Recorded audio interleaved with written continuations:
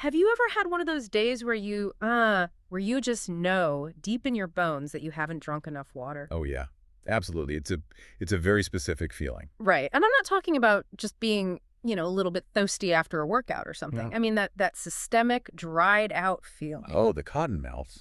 Exactly. Your mouth is like cotton, your skin feels kind of tight across your cheekbones, and your energy just completely falls off a cliff around, I don't know, 2 p.m. Yeah, it's a full body signal. It's basically the dashboard light on your car flashing red, saying low fluid levels. Right. And we intuitively understand that signal, right? We know exactly what to do. You just grab a glass of water. But the sources we are looking at today pose a really fascinating question that I think, well, I know I completely missed it. Most people do. What if that stiff, rusty feeling in your knees when you get out of bed, what if that quote-unquote old age ache in your lower back is the exact same signal? That is the core premise of today's deep dive. What if your joints are just thirsty? Welcome back to the Deep Dive. Today we are unpacking a really substantial stack of research centered around a concept from our source material called Joint Genesis, and specifically the science of internal joint hydration. It's a really interesting angle. It is. And our mission today is to explore a biological link that seems incredibly obvious once you say it out loud, but is practically invisible in standard medical advice.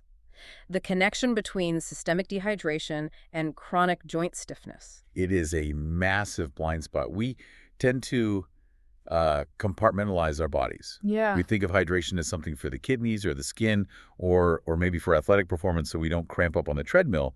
But we rarely, if ever, think about hydration as a structural component of our skeleton. Which is strange because we are totally obsessed with water right now. I mean, look around any office or gym, people are hauling around those massive gallon-sized jugs. The ones with the motivational quotes on the side. Exactly. Yeah. Keep drinking. We track our intake on apps. We are arguably the most hydration-conscious generation in history. And yet, joint issues are skyrocketing. Exactly. So that is the problem statement we really need to solve today. If we are drinking all this water, why do the sources suggest that our joints are drying out? Like, is it actually possible to be systemically hydrated but locally dehydrated in your knees or hips? The short answer is yes. And the long answer, which we're going to get heavily into, involves understanding that your joints are not just mechanical parts. They are hydraulic systems. Hydraulic systems. Right. And if that hydraulic pressure drops, no amount of stretching and no amount of water chugging is going to fix it immediately. Hydraulic system is a very different image than what I usually have in my head. When I think of a joint, say a knee or an elbow, I picture a hinge. Most of us do. Like a rusty door hinge in an old house, just metal on metal. That is the classic metaphor. And honestly, it's a useful shorthand. A joint connects two things. It bends, it bears weight. But the source material argues that treating a joint like a dry metal hinge is where the treatment usually goes totally wrong. Because it's too simplistic. Because a metal hinge is static. Your joints are living, fluid, dynamic environments. So let's tear down that hinge model and build the hydration system model. What does the anatomy actually look like according to this research? Okay, let's visualize the knee. You have the two bones meeting, the femur and the tibia. The thigh bone and the shin bone. Exactly. Yeah. Now, between them, you have cartilage. Most people know cartilage pretty well. It's that smooth white shock absorber. It's the brake pad. Right, the stuff that wears down and causes all the problems. Essentially, yes. But here is the critical part that gets overlooked in that standard model. Surrounding that cartilage is a capsule, a completely sealed environment lined with something called the synovial membrane. Okay. And this membrane is a factory. It is constantly producing synovial fluid. Synovial fluid, this is the absolute star of the show today. It really is. If you take nothing else away from this deep dive, understand synovial fluid. The text describes it as a thick, egg white-like substance. Gross, but effective visual. Right. It's viscous.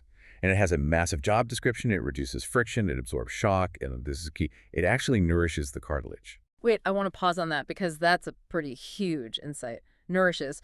Does cartilage not have a blood supply?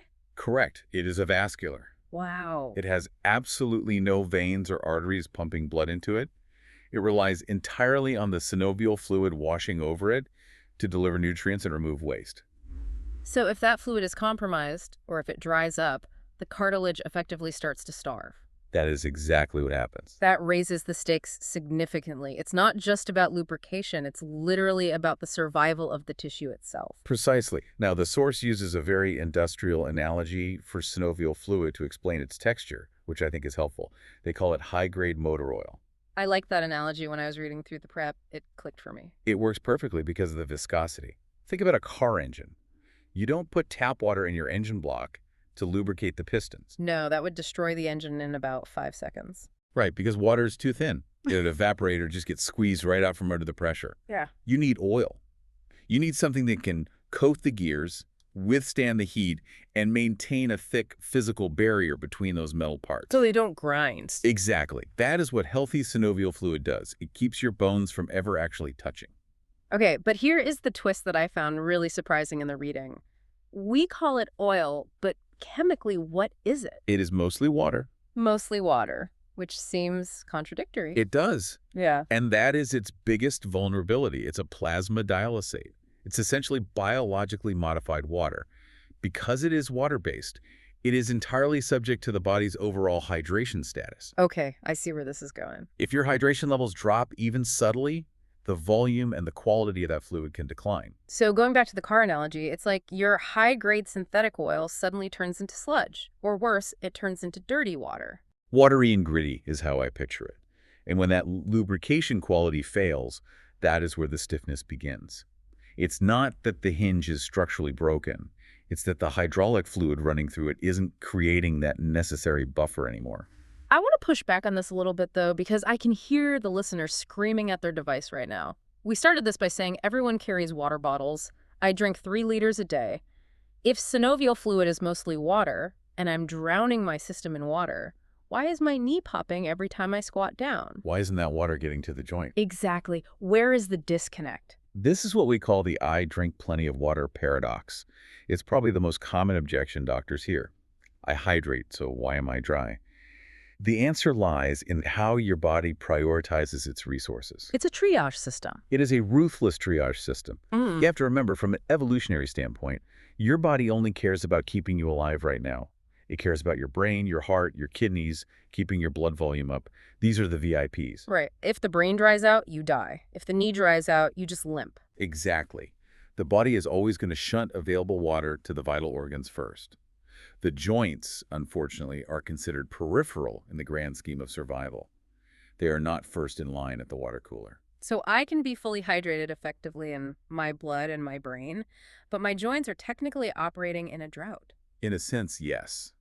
You can't just flood the system and hope gravity takes the water down to your knees. There is a specific biological mechanism that transports and holds water inside that joint cavity. And if that mechanism is broken, the water just bypasses the joint. Right. And that mechanism failing brings us to the second major factor the source highlights, which is aging. Ah, the inevitable decline. Everything goes downhill. Well, the source argues it's not just time passing, it's not just wearing out. It's a very specific physiological change. 2 things happen to your synovial fluid as you get older. Okay. First, the factory slows down. You just produce less fluid overall. But secondly, and much more importantly, the chemistry of the fluid changes. Specifically, you start losing a molecule called hyaluronic acid. Hyaluronic acid. I feel like I see this everywhere now. It's on every face cream, serum, and lotion in the drugstore. It is the absolute darling of the skincare world right now. And it's popular for the exact same reason it matters to your knees. So let's get technical for a second. What is this molecule actually doing? Why is it so special?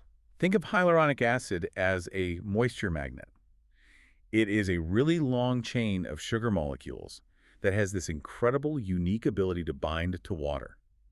A single molecule can hold up to 1,000 times its weight in water. 1,000 times. That's insane. Yes, it grabs onto water molecules and locks them into this tight, gel-like structure. In the context of your joint, hyaluronic acid is the thickener.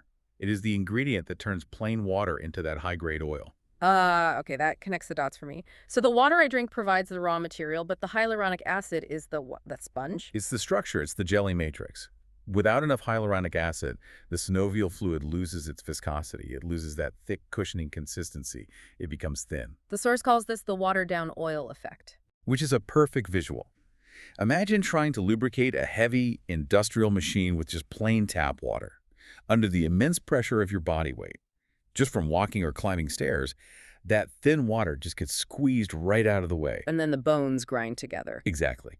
But if that fluid is thick and gel-like, because it's full of hyaluronic acid, it stays put. It actually cushions the impact. So when we lose hyaluronic acid as we age, we aren't just losing water, we are losing the ability to hold water inside the joint. Exactly. You can pour as much water as you want into a bucket, but if the bucket has a massive hole in the bottom, it's never going to stay full. Hyaluronic acid patches the hole. It keeps the water where it belongs. And this decline in hyaluronic acid leads to the specific symptoms the text lists, because it's not just a generic pain, it's very specific types of mechanical failure. Morning stiffness, for example, that feeling of being literally glued together when you wake up. Right, that rusty feeling. Think about what happens when a car sits out in the cold overnight. The oil settles into the oil pan. It takes a minute for it to circulate when you turn the key. Yeah. If your synovial fluid is low quality and watery, that settling effect is much more pronounced.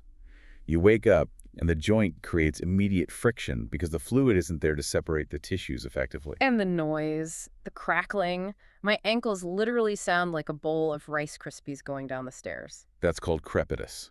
Yeah.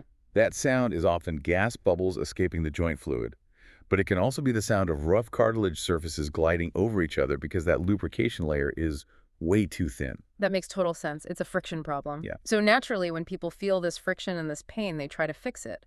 But the source points out that we almost always try to fix it from the outside. We do. We're deeply conditioned to treat pain topically. I'm absolutely guilty of this. Heating pads, ice packs, those menthol gels that smell like peppermint factories, massage guns. I have a whole drawer full of them at home. And let's be fair, those things aren't necessarily bad. They stimulate blood flow, they distract the nerve endings, they feel good in the moment. But the source makes a really cutting analogy here to explain why they ultimately failed to solve the actual problem. The sponge analogy. It's vivid. Yeah. Imagine you have a dry, crusty sponge sitting on your kitchen counter. It's hard as a rock. If you take a spray bottle and just mist water on the outside of it, or rub a lotion on the surface, what actually happens? The very surface gets a little damp, but the center is still bone dry and crunchy. Exactly. Applying a menthol cream to your knee is like spraying the outside of that dry sponge. It creates a sensation on the skin, a tingle, some heat, but it doesn't penetrate deep into the synovial cavity to reinflate that internal structure. You are treating the surface, not the source. Because the source, the dryness, is happening deep inside that sealed capsule. Right. And if you ignore that internal mechanism, you are really just managing symptoms day by day. Meanwhile, the underlying dehydration is just getting worse in the background. And the text describes this worsening as a slow creep. It's insidious. It's not like you wake up one Tuesday and your knee explodes. No, it sneaks up on you. That is why we are so bad at diagnosing it ourselves. The mechanics of decline are so gradual. First, the hyaluronic acid levels drop just slightly. The fluid thins out a bit. Then, the cartilage, because remember, it's not being nourished properly by that fluid anymore, starts to lose its elasticity. It gets harder, more brittle. Like dry rubber versus fresh rubber. Exactly. That harder cartilage increases the friction. The increased friction creates micro-trauma inside the joint. Yeah. That trauma leads to inflammation, and suddenly 5 years later you're saying, man, I just have bad knees now. And we blame the calendar. We say, well, I turned 45. This is just the warranty expiring on my body. We confuse a biological condition with a timeline. Aging provides the context. It causes the drop in hyaluronic acid production. But the pain itself is caused by the lack of lubrication. If you can restore the lubrication, the age of the joint honestly matters a lot less. Which brings us to the solution narrative presented in the source material. It demands a total shift in perspective. Instead of asking, how do I stop the pain, the question really should be, how do I restore the fluid? Restore hydration and lubrication. That is the new goal the text proposes. It shifts you away from painkillers, which just mask the signal, to biological support, which actually tries to fix the machinery. And this is where the source introduces Biodynamix Joint Genesis. Now, looking at the documentation provided, this isn't marketed as your typical glucosamine and chondroitin pill that you buy in bulk at the warehouse club. How exactly are they positioning this? They're very specific with their language. They call it a joint hydration support system. They are leaning heavily into the Ivy League research angle, claiming the formulation is based on specific scientific discoveries regarding that hyaluronic acid molecule we just discussed. So what is the mechanism of action they're proposing? What are they claiming this product actually does inside the knee? It targets the exact root cause we identified. the loss of hyaluronic acid. The claim is that by providing a specific matrix of ingredients, including a patented form of hyaluronic acid called Mobilee, it actually re-stimulates that synovial membrane, So it restarts the factory. or at least provides the raw materials the factories have run out of. The idea is to thicken that synovial fluid back up, to restore the viscosity so it acts like high-grade motor oil again instead of watery sludge. Biologically speaking, if that works, the outcome they claim is smoother movement. Smoother movement and, critically, a reduction in that startup stiffness we talked about. When the fluid is thick and healthy, it coats the joint, even when you are just sitting or sleeping. So when you stand up, you don't have that massive friction spike. That leads to something the source touches on, which I think is incredibly profound, the return of confidence. Yes, this is the psychological component of chronic pain. I catch myself doing this all the time. Guarding. Before I get out of a low chair or before I step off a steep curb, I physically brace myself. I tighten up my muscles because I'm anticipating the twinge. That is a very real, very well-documented neurological loop. Pain creates fear. Fear creates tension. Tension creates stiff, guarded movement, which then causes more pain. It's a vicious cycle. Right. When you address the internal mechanism, when the joint actually glides the way it's biologically supposed to, you break that cycle. You literally stop thinking about your knees. And that's the ultimate goal, isn't it? To not think about your body, to just be able to use it. Invisibility is the ultimate goal of health. You only notice your joints when they aren't working. When they're properly hydrated, they are completely silent. Let's talk about the lifestyle impact here for a second, because the source makes a point to list daily activities that are affected, and it's not, can I run a marathon? It's very mundane, everyday stuff. It's the stuff that actually makes up a life. Climbing stairs without gripping the handrail for dear life. Getting out of a car, getting out of a low car is a young man's game, let me tell you. That moment where you have to pivot your weight and push up, that is peak torque on a dry knee. It really is. It's a massive high-stress moment for a joint. But the list in the text goes on. Playing with kids, getting down on the floor to build Legos, and then a really hard part, getting back up without looking like you need a crane to hoist you. Or simply sleeping comfortably. Sleeping is a huge one. I didn't connect this until I read the source, but joint discomfort is a massive sleep disruptor. Oh, absolutely. If your hips or your shoulders are dry and inflamed, lying still causes pressure points. You toss and turn, you can't get comfortable.